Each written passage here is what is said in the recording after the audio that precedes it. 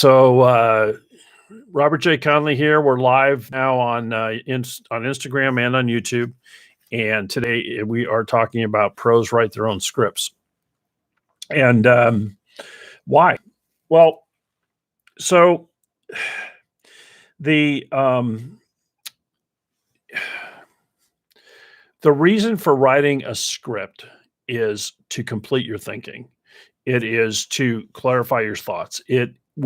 Without the rigor and discipline that writing requires, you will never have complete and total clarity on your thinking. And when I say writing your own script, I actually am going a step further and saying physically writing. Am I going to discern between I can't remember the name of the thing. Drawing a complete blank now. There's printing and then there's the other thing. And so, either one of those fine, but there's something about the hand-brain connection and the thinking process that physically engaging in this process will benefit you. And the whole reason this is just all about game prep. This is not about winning writing a Pulitzer Prize winning script. This is about utility. This is about mentally preparing yourself. And in this scenario, this is really around, difficult conversations, or, you've got an upset client, employee, whatever. This is not a script for a sales call. This is not any of that kind of thing, but it does serve as an outline that can be actually adapted to other situations. So first thing, when you're going to write a script, you decide on your genre. Are you going to write a drama, a comedy, a crime thriller, a horror story? And I'm using this as an example though, because basically when you're writing your script, you're writing a script to achieve an aim. And so, I use those four genres because, drama, for me, drama is when you win and they lose. And crime is, of course, when you lose and they win. And horror is when you both lose. That's lose-lose. And comedy is win-win. Comedy is just drama with a happy ending. And when you're writing your scripts, I really want you to use this process as an opportunity to visualize win-win. And it's not always possible. But write a comedy, write a win-win script. Let the other guy mess it up. Let the other guy turn it into horror, or hopefully not crime where you lose. But write this out, visualize it in win-win scenarios. And so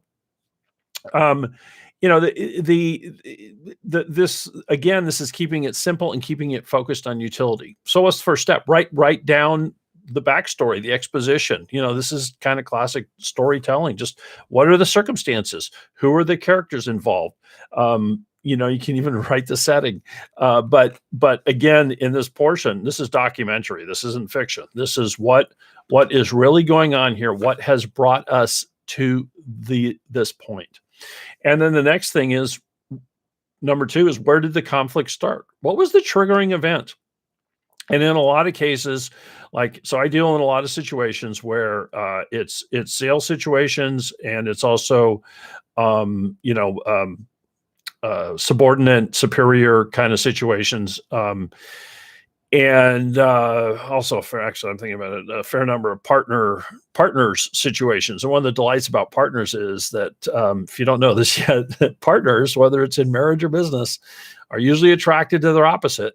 And it is pretty cool to start, and it can wear thin after a while. And so, at any rate, where did the trouble start? That's the number. That's the second thing after exposition is, where did the trouble start? What got us to this point? What was done or not done. And in some case, in sales situations where sales are being lost or clients being lost, oh my gosh, overwhelmingly, it's just a lack of communication. And so there are common denominators on what that action is. But so there's the triggering event, and then what are the subsequent things that got done or did not get done? And again, these could be overt or passive situations that have triggered. And this is why it's important for you to do the work in writing your script, is to figure out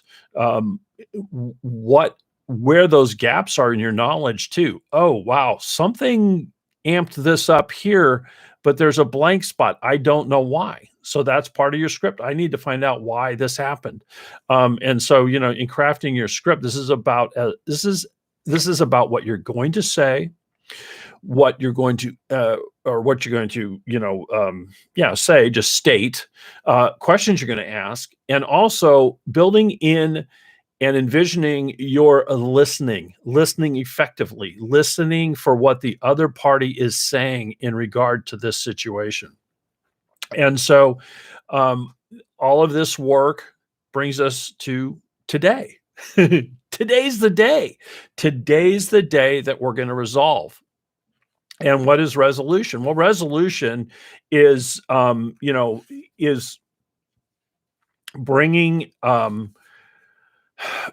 out in the open all of what's going on, and in being a true pro at this, it's understanding the root causes, the underlying emotions, what the other person is thinking, what the other person prizes.